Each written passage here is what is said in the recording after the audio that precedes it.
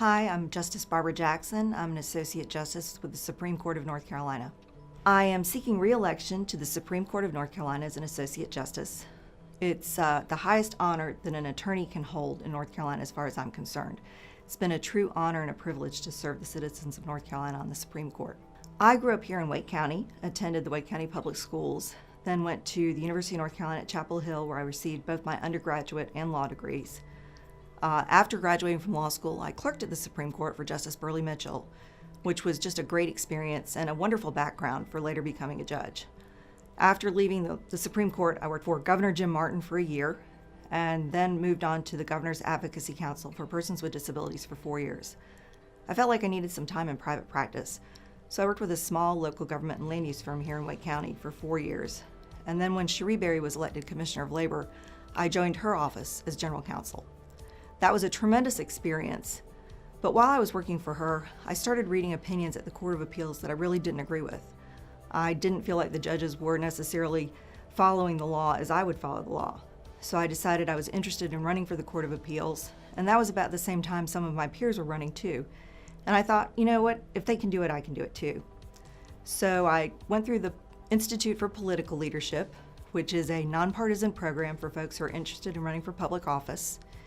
And in 2004, I ran for the Court of Appeals, and I was very honored that the voters of North Carolina chose me.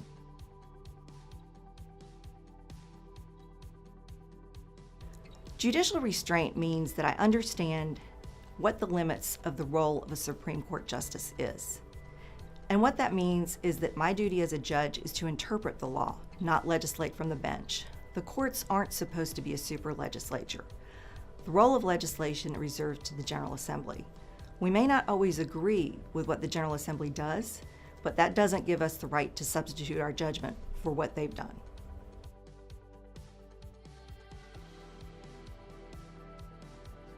I think that clearly the United States Supreme Court gets a lot of publicity, and whenever there's a change in a justice, because it's a lifetime appointment, that gets a lot of publicity.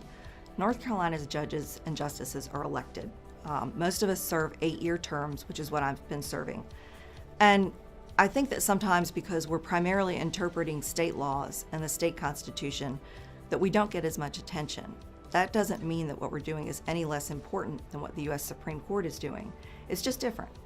And it's very important to pay attention to who your judges are, because what we're doing affects you every day.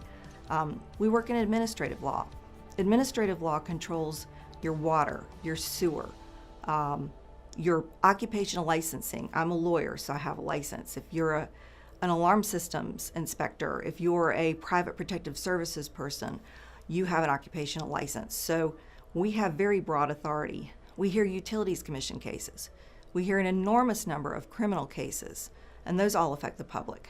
We also hear very serious cases involving lots of children, termination of parental rights, business court cases. We have a vast impact on the public. It's critically important that folks pay attention to who we are, what we're doing, and what our judicial philosophy is, so you'll understand what we're going to do as we go forward on the Supreme Court. I'm the only candidate in this race with judicial experience. As I mentioned, I served on the Court of Appeals for 6 years, and I've now served on the Supreme Court for almost 8 years. This isn't an entry-level position.